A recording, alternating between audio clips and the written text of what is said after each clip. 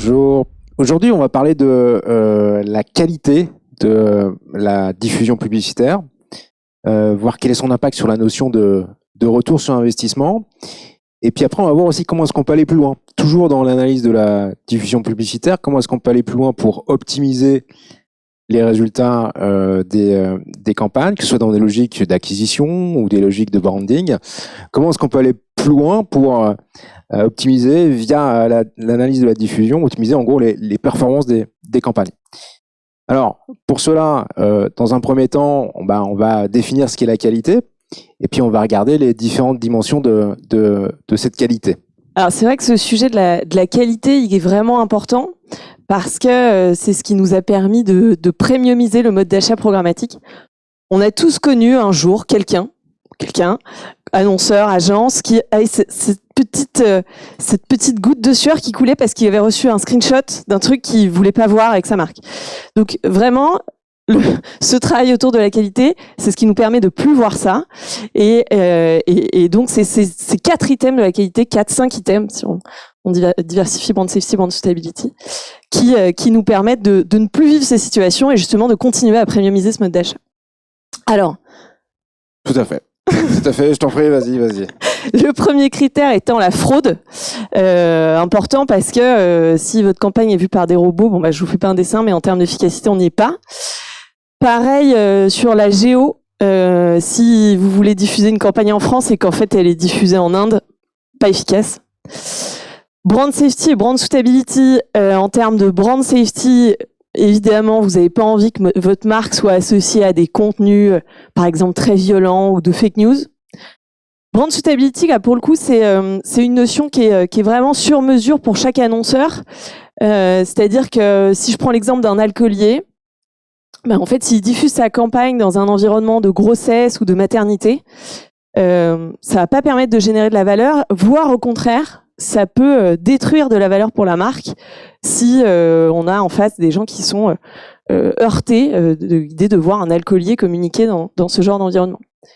Et puis le dernier élément, c'est la visibilité, parce qu'il est toujours possible que votre campagne soit diffusée en dessous de la ligne de flottaison, c'est-à-dire que la page est appelée, le format publicitaire est appelé, mais en fait l'internaute est en haut et la bannière est en bas. Donc elle n'est pas affichée. Donc encore une fois, en termes d'efficacité, on n'y est pas. Donc c'est vraiment ces 4 éléments qui sont indispensables pour s'assurer de la qualité d'une campagne et donc de l'efficacité. Donc on peut dire que les dimensions de la qualité, elles sont à géométrie variable, notamment parce qu'on a une de ces composantes qui est la brand suitability, qui va vraiment varier en fonction des annonceurs. Tu parlais tout à l'heure de contenus qui vont être relatifs à la maternité, qui seront à proscrire pour un alcoolier, mais qui pourraient être des contenus qui seraient ciblés pour d'autres types d'annonceurs. Donc en fait, l'idée de qualité, elle est aussi liée, peut-être même surtout à l'idée de l'utilité du média en fonction des problématiques spécifiques de l'annonceur. Effectivement, l'idée pour nous, c'est de supprimer tout le média inutile, parce qu'à partir du moment où on s'assure d'avoir du média de qualité, c'est du média utile et c'est du média donc qui génère du ROI. Et puis pour nous, ce qui est important aussi, c'est de s'assurer, on est sur un écosystème global où les éditeurs apportent de la valeur et c'est important de valoriser les éditeurs qui jouent vraiment le jeu en nous mettant à disposition des environnements de qualité. Donc c'est de s'assurer de rémunérer de la meilleure des façons ces éditeurs qui jouent le jeu et qui mettent à notre disposition des environnements de bonne qualité. Alors, ces éléments de mesure de la qualité, ils doivent avoir 2 dimensions. Ils doivent être à la fois, il faut qu'on ait une mesure de la qualité qui soit granulaire et dédupliquée. Et également, il faut qu'on ait une optimisation qui puisse se faire de façon automatique. Tout à fait. Alors sur le premier point, la mesure qui doit être granulaire et dédupliquée, une mesure granulaire. Pourquoi ? Parce qu'on a vu l'utilité du média, elle va vraiment varier en fonction des annonceurs. On parlait de contenus, encore une fois, relatifs à la maternité, mais ça peut être des contenus qui vont être destinés aux enfants ou des contenus qui vont parler de crise bancaire, qui vont parler de surmédication. Donc ces contenus-là, pour certains annonceurs, ils sont inutiles à proscrire et pour d'autres, au contraire, ils ne seront pas inutiles. Donc, fondamentalement, il faut une technologie qui soit assez granulaire, qui soit assez précise pour vraiment remonter la très grande diversité des problématiques des annonceurs, qui soit spécifique aux annonceurs. Et puis, il faut aussi une mesure qui soit dédupliquée, parce que si on optimise en silo, eh ben, ça va être une optimisation qui va être contre-productive. Hein. Si par exemple j'optimise uniquement sur mes publicités visibles, mais que ça va être sur des contenus qui vont être périlleux, voire litigieux, ou si j'optimise sur mes publicités visibles, mais qu'elles sont diffusées en Allemagne, alors que ma campagne est censée avoir été diffusée en France, est-ce que fondamentalement je vais aller optimiser mon utilité média? Non, bien au contraire. Donc une mesure qui sera en silo, elle sera inefficace. Et puis, est-ce qu'elle va vraiment rendre compte de la qualité telle que voulue par l'annonceur? L'annonceur, il veut une analyse sur toutes les dimensions. En même temps, il veut une approche qui sera holistique. Donc, il faut vraiment, pour chaque impression, pouvoir regarder toutes les dimensions en même temps, en fonction des critères qui sont spécifiques à l'annonceur. Et chez DoubleVerify, c'est ce qu'on appelle les publicités authentiques.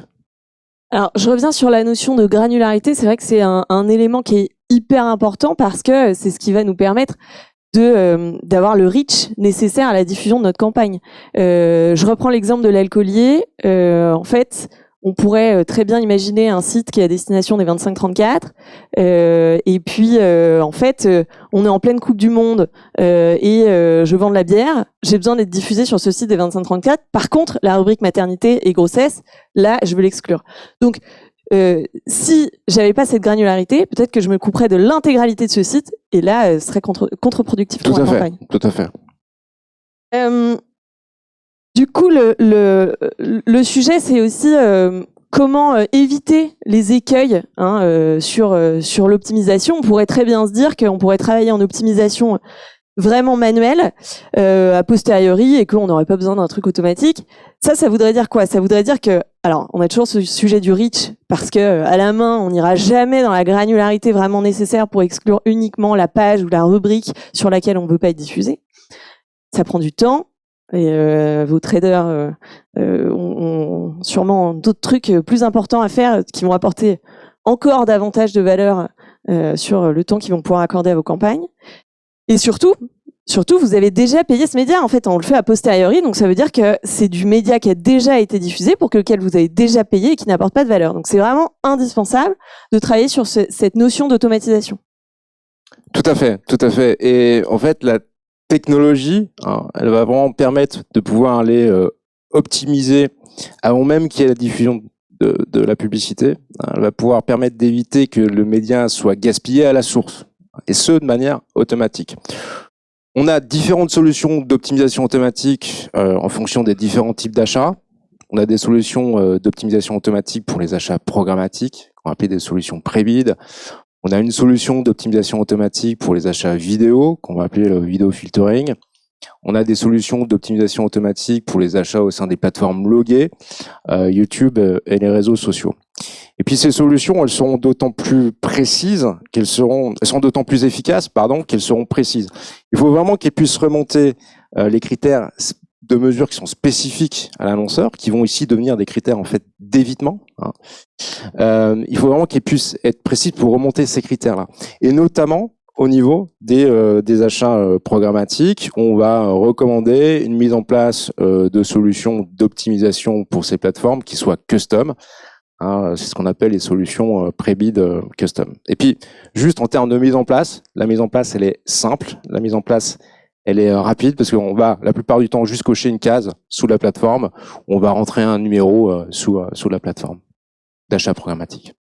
Alors pour nous, une fois qu'on avait identifié ce type de solution, qu'on s'était dit que ça avait du sens de lancer une campagne de vidéo filtering pour un de nos clients qui est PMU, on s'est posé la question du retour sur investissement parce que c'est quand même une solution qui a un coût, vous l'imaginez bien. Donc dans quelle mesure est-ce que le coût de la plateforme apporte encore une fois de la valeur? Donc effectivement, le ROI est positif. Puisque pour 1 euro investi dans la solution DoubleVerify, sur la campagne PMU, on a optimisé 7 euros de médias. Ça veut dire que sans la solution, ces 7 euros de médias aurait été diffusé sur un environnement qui n'apporte pas de valeur ou qui détruit de la valeur pour PMU. Donc, c'est pas qu'on n'a pas diffusé 7 euros, c'est qu'on les a réarbitrés, réorientés vers du média qui apporte de la valeur pour eux. Donc, pour 1 euro de Double Verify, 7 euros de médias optimisés sur du média à valeur pour PMU. On peut parler vraiment de ROI à la source. Hein. Exactement, exactement. Et puis, une fois qu'on avait tué ce sujet de la rentabilité de la solution, on s'est posé la question, parce qu'on a tous un petit sujet qui nous intéresse cette année, en 2023, qui nous arrive très vite. Il était retardé, mais il arrive quand même trop vite. C'est ce sujet du cookie-less. Donc, on s'est posé la question de savoir si la solution elle était bien cookie-less. Ah oui, ces solutions, elles utilisent aucun cookie, aucun identifiant. On va vraiment regarder ce qui se passe autour de la diffusion publicitaire, des données qui va provenir de la page. Donc, pour répondre à ta question, oui, pas de cookie, pas d'ID. Cool. Alors, ensuite, là, on s'est interrogé sur l'optimisation de l'input média. Comment on optimise notre diffusion publicitaire. Là, on va s'intéresser à comment on travaille l'output de notre campagne, c'est-à-dire l'efficacité de la campagne sur le site de l'annonceur ou sur les critères de marque. Alors, ça se travaille avec 2 éléments qui sont d'une part l'attention et d'autre part, fort de nos enseignements sur l'évitement publicitaire et sur comment on ne diffuse pas dans des environnements qui font perdre de la valeur à la marque, en fait, on peut aller plus loin en travaillant justement sur le contexte de diffusion qui apporte de la valeur. Donc, sur le ciblage contextuel. Tout à fait. Alors, la manière avec laquelle ça fonctionne, hein, vraiment, on va voir pour l'attention une analyse extrêmement précise, encore plus précise de la diffusion publicitaire. Pour chaque impression, on va aller remonter plus de 50 points de données supplémentaires. Et ces points de données, ils vont servir en fait à aller comprendre l'intensité de l'exposition via des calculs comme la prééminence, par exemple. On va regarder la taille de la publicité par rapport à la taille de l'écran. Ces données vont aussi permettre de comprendre quelle est l'intensité de l'engagement via des calculs de présence de l'utilisateur, via des calculs d'interaction de l'utilisateur. Et dans ce cas-là, on va regarder des points de données au niveau device, au niveau browser, au niveau du clavier, au niveau de la publicité. Et cette compréhension de l'intensité de l'exposition et de l'engagement, elle va permettre, concilier ces deux notions-là, elle va permettre à un niveau impression d'avoir une mesure de l'attention. Alors concrètement, David, en termes d'optimisation, comment ça fonctionne ? Alors en termes d'optimisation, on a en gros pour chaque impression, pour laquelle on va aller mesurer l'attention. C'est d'ailleurs des impressions qui remplissent tous les critères de qualité spécifiques à l'annonceur. Donc pour chacune de ces impressions, on va avoir des dizaines d'indicateurs. On va avoir plusieurs indices et puis plusieurs indices et 3 indices principaux. Indice d'attention, indice d'exposition et indice d'engagement. Et en fait, les impressions avec un indice d'exposition qui est élevé, elles vont aller performer dans des logiques plutôt de branding. Typiquement pour un Mondelez, juste 9 points de pourcentage en préférence de marque. Donc pour optimiser, on va aller concentrer la diffusion sur ces impressions avec un indice d'exposition qui est élevé. Et puis les impressions avec un indice d'engagement qui est élevé, elles vont tendance à aller performer dans des logiques qui sont plutôt des logiques d'acquisition. Typiquement pour un Vodafone, plus de 250% de trafic qualifié, plus de 250% de conversion de vente sur site. Et donc dans ces cas-là, pour aller optimiser, on va aller concentrer la diffusion sur les impressions avec un indice d'engagement qui est élevé. Donc ce que tu es en train de nous dire, c'est que l'analyse minutieuse de ces critères va te permettre de prédire la performance en termes de taux de transfo, de consommation de contenu sur le site de l'annonceur, voire même d'amélioration des KPI de marque. C'est tout à fait ça. Alors, on s'était dit que sur l'analyse de l'output du média, il y avait 2 sujets, le sujet de l'attention et le sujet du ciblage contextuel. Finalement, fort des enseignements qu'on avait sur l'évitement, on pouvait aller plus loin en travaillant directement sur le ciblage du bon contexte pour l'annonceur. Tout à fait.